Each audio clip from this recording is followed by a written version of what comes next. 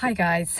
So if you've ever struggled with a horse that will do a certain behaviour in one environment and won't do that same behaviour that it knows in another environment, you may be dealing with what we call lack of generalisation.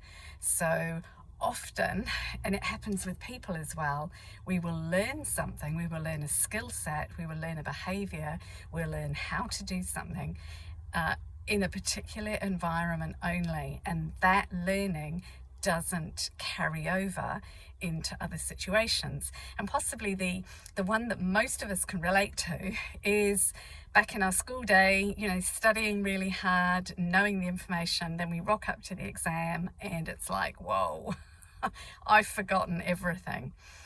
And the people that tend to do well in exams are the ones who had teachers who rehearsed exam procedures and trained their students to get used to that exam situation.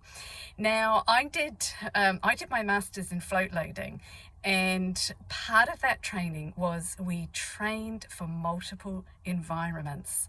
So we tried to recreate in our training setup all the sort of stuff that would happen outside of home. So even though we hadn't moved the horses away from the home, we were loading at home, we would shift the float around, we would add distractions, we'd get people to walk past, we'd try and create as much of the things that the horse might experience outside of the home environment while we were training at home.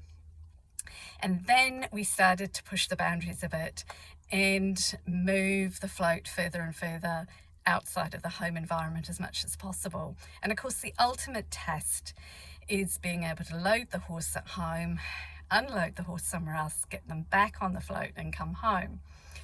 So there are some really straightforward ways that we can maximize our training at home to recreate the likely things we're going to encounter outside of the home environment. And the target is possibly one of those tools that I cannot stress enough how valuable it can be, because you can take it with you.